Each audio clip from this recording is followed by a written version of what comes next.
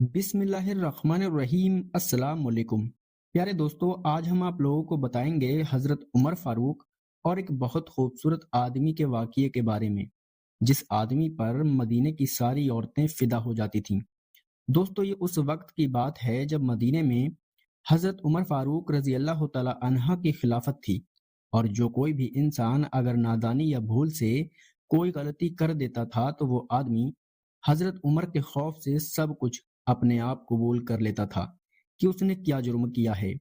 پیارے دوستو، حضرت عمر رضی اللہ تعالی عنہ کی اس خلافت کے زمانے میں مدینہ میں ایک نوجوان رہتا تھا جو بے حد ہی خوبصورت تھا، لیکن اس کی خوبصورتی اتنی زیادہ تھی کہ اس آدمی پر مدینہ کی ہر کوئی عورت فدا تھی۔ یعنی اس آدمی کو کوئی بھی عورت ایک بار دیکھ لیتی تو وہ عورت اس آدمی سے شادی کرنے کے بارے میں سوچنے لگتی۔ کہ ایک مرتبہ کچھ محدثین لکھتے ہیں کہ ایک بار حضرت عمر فاروق رضی اللہ تعالی عنہ رات کے وقت مدینے کی گلیوں میں گشت کر رہے تھے، تو ایک گھر کے دروازے پر پہنچے تو کچھ ہلکی ہلکی گھر سے آواز آ رہی تھی، اور وہ عورت کہہ رہی تھی کہ وہ کتنا حسین اور کتنا خوبصورت آدمی ہے، کاش اس آدمی سے میری شادی ہو جائے۔ یہ بات سن کر حضرت عمر فاروق رضی اللہ تعالی عنہ مدینے کی اور گلیوں میں گئے تو ان کو کئی الگ الگ گھروں سے عورتوں کو اس آدمی کے ساتھ شادی کرنے کے خیالات کے بارے میں سنا۔ پھر حضرت عمر فاروق رضی اللہ تعالی عنہ وہاں سے واپس آ گئے تو دربار میں حضرت عمر نے اس آدمی کو پیش کرنے کا حکم دیا کہ کل صبح تک اس آدمی کو دربار میں لایا جائے۔ لیکن دوستو، ویڈیو پسند آ رہی ہے تو ویڈیو کو ایک لائک ضرور کریں اور ہمارے چینل کو سبسکرائب ضرور کریں۔ جب صبح ہوا تو اسے خلافت کے دربار میں لایا گیا تو لوگ اس آدمی کو دیکھ کر حیران رہ گئے۔ وہ لمبا قد والا تھا، چوڑی پیشانی والا تھا اور کالے بال بہت خوبصورت دکھ رہے تھے۔ اس آدمی کو دیکھ کر حضرت عمر فاروق رضی اللہ تعالی عنہ کو یقین ہو گیا کہ یہی وہ جوان ہے کہ جس کی خوبصورتی راہ چلتی عورتوں اور گھر میں بیٹھی خواتینوں کو بھی اپنی طرف کھینچتی ہے، اور اس کے حسن کے گیت اندھیری رات میں جذبات سے گانے لگتی ہیں۔ آپ نے عورتوں کو اس فتنے سے بچانے کے لیے اس کے بال کٹوانے کا حکم دیا، یعنی اگر اس کے بال کٹ جائیں گے تو وہ بدصورت دکھے گا۔ وہ بیچارہ خلافت کے حکم کو ٹال نہیں سکا اور حجام کے آگے بیٹھ گیا۔ جب اس کے بال اتر گئے تو اس کی پیشانی ایسی چمکی جیسے 14ویں کا چاند ہو، اور وہ پہلے سے بھی زیادہ خوبصورت نظر آنے لگا۔ اور یہ سب دیکھ کر لوگ حیران رہ گئے کہ یہ تو پہلے سے بھی زیادہ خوبصورت لگ رہا ہے۔ یہ دیکھ کر آپ نے دوسرا حکم دیا کہ اس کے سر پر امامہ پہنا دیا جائے۔ پھر اس نے امامہ پہن لیا، لیکن پھر بھی مسجد میں وہ بہت دلکش دکھائی دیتا تھا۔ جب وہ مسجد میں نماز پڑھنے آتا اور جاتا تو راہ چلتی عورتوں کی نظریں اس کی سرمئی آنکھوں پر اٹک جاتی اور اسے دیکھ کر حیران رہ جاتی۔ یہ سب دیکھ کر حضرت عمر فاروق رضی اللہ تعالی عنہ نے حکم دیا، اے نوجوان، تم اب اس شہر میں نہیں رہ سکتے، تم بصرہ چلے جاؤ۔ اس آدمی نے وجہ پوچھی تو آپ نے صرف اتنا ہی کہا، یہ میرا حکم ہے، اور آگے کچھ نہیں بتایا۔ مجبور ہو کر اس نوجوان نے خلافت کے حکم کی تعمیر کی اور بات مان لی، لیکن اسے ابھی سمجھ نہیں آ رہا تھا کہ اس کے ساتھ ایسا سلوک کیوں ہو رہا ہے۔ جب اس نے حضرت عمر فاروق رضی اللہ تعالی عنہ کے کسی ہمنشی سے اس کارروائی کی وجہ پوچھی تو اس نے بتایا کہ معاملہ دراصل یہ ہے کہ پچھلی رات جب دارالخلافت کی رعایا چین کی نیند سو رہی تھی تو امیر المومنین ہمیشہ کی طرح شہر کی گلیوں اور راستوں کا گشت کر رہے تھے۔ رات کے قریب ایک دروازے سے گزرتے وقت ان کے کانوں میں ایک عورت کی آواز پڑی جو مردانہ لہجے میں شعروں کے ذریعے اپنی خواہش کا اظہار کر رہی تھی۔ وہ کہہ رہی تھی، کیا کوئی طریقہ نکل سکتا ہے کہ میں نضر بن حجاج تک پہنچ جاؤں؟ اس نوجوان کے پاس جو شریف نسل کا ہے بالکل ویسا ہی ہے جیسا میں چاہتی ہوں۔ اس کی جوانی قابل دید ہے اور اس کا چہرہ ایسا ہے جو اندھیری رات میں بھی روشنی بکھیرتا ہے۔ جیسے ہی حضرت عمر نے یہ شعر سنے تو فرمایا، تو ہمارے شہر میں ایسا بھی نوجوان ہے جس کے حسن کا تذکرہ عورتیں اپنے پردوں میں بھی کر رہی ہیں۔ انہوں نے فوراً حکم دیا کہ اس نوجوان کو دربار میں پیش کرو۔ آپ کے حکم سے ہی آپ کو وہاں لایا گیا تھا؟ جب مجلس میں موجود لوگوں نے تمہاری قد کاٹھی خوبصورت چہرہ اور مضبوط بدن دیکھا تو یقین آ گیا کہ واقعی یہ ایسا نوجوان ہے کہ اگر اس کی خوبصورتی کو کسی طرح قابو میں نہ کیا گیا تو عورتوں کو بہکنے کا خطرہ ہے۔ اسی لیے امیر المومنین نے یہ سوچا کہ تمہاری خوبصورتی کو کچھ حد تک کم کیا جائے۔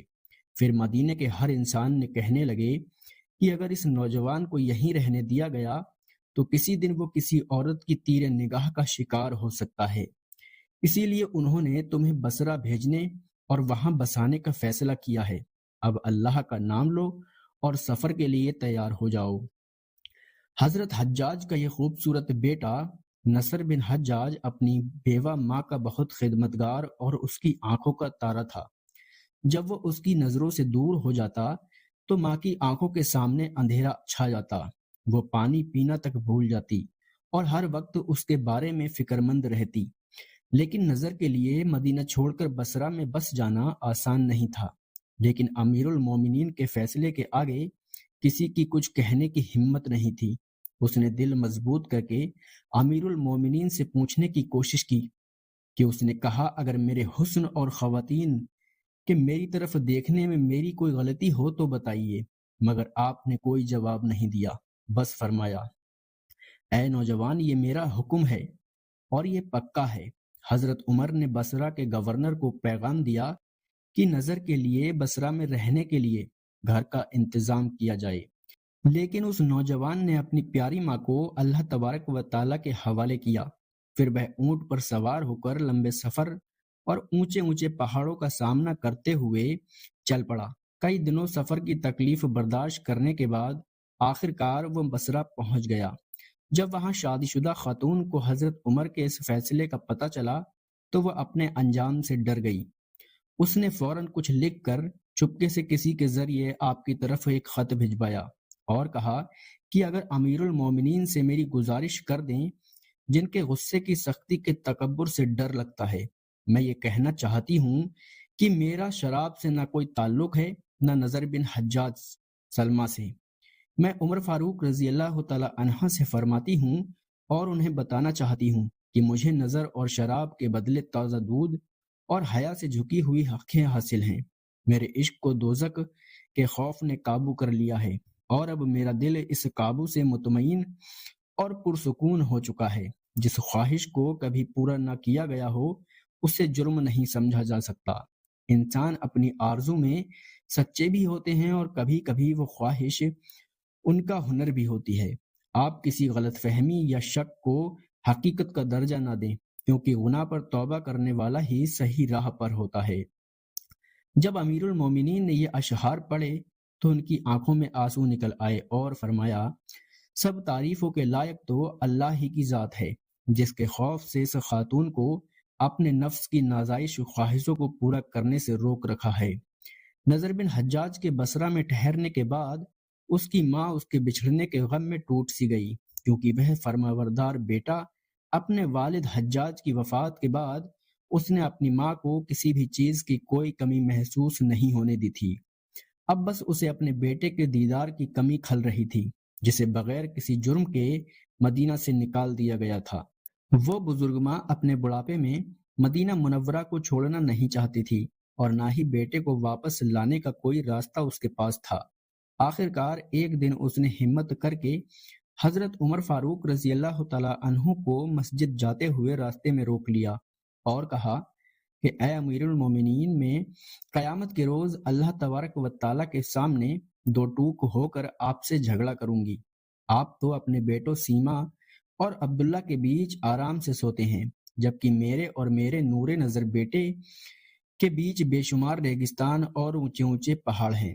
امیر المومنین نے جواب دیا اے نظر بن حجاج کی ماں، نوجوان اور پردہ نشی خواتین اپنے پردوں میں عصیم اور عبداللہ کے گیت نہیں گاتی، لیکن انہوں نے تیرے بیٹے کے حسن اور جمال کے گیت اپنے پردوں میں بھی گانا شروع کر دیے ہیں۔